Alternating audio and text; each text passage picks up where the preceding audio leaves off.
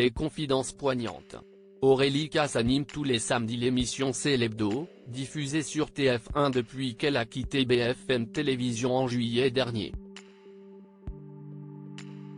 Si son rêve d'enfant n'était pas de faire de la télévision, mais du journalisme et du terrain, au fil des années, l'animatrice a réussi à se faire une place sur le petit écran. Mais, malgré sa forte personnalité, Aurélie Casse a dû se battre pour exister, note la Tribune dimanche, ce dimanche 28 janvier.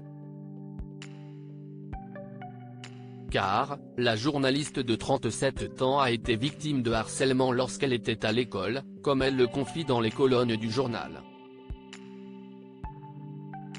Pour être honnête, je ne me suis jamais considérée comme une jolie fille, car on s'est beaucoup moqué de moi à l'école, explique-t-elle. Les traits de mon visage, surtout mon nez étrange, ont été source de moqueries, précise-t-elle. Mine de rien, ça m'a longtemps poursuivi. Il faut toujours s'excuser d'être différente des autres. Les enfants sont très claniques. Des remarques qui ont marqué Aurélie Casse. Harcèlement scolaire, Mika, Céline Dion, Christophe Willem. Ces personnalités qui sont sorties du silence. Aurélie Casse, victime de racisme. Outre ses critiques sur son physique, Aurélie Casse a également été victime de racisme lorsqu'elle était enfant. J'ai connu le racisme assez tôt, dès mes 7 ans, se souvient-elle.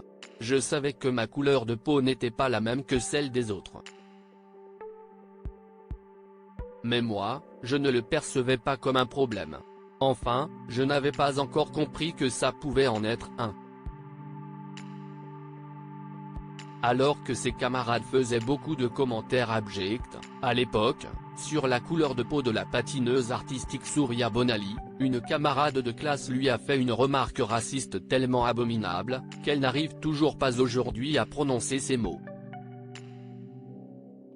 Face à ces propos, Aurélie Casse raconte alors ressenti intérieurement une énorme colère.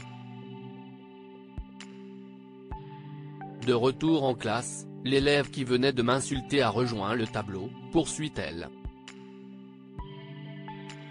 Sans pouvoir me contrôler, je me suis levé pour la secouer assez fortement. Je reconnais que ce geste violent n'était pas la meilleure des réponses, mais je devais réagir.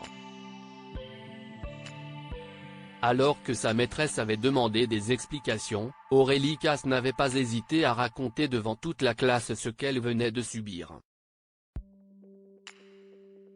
Après avoir convoqué ses parents dès le lendemain, la journaliste n'a plus jamais été embêtée. Crédit photo, Christophe Clovis.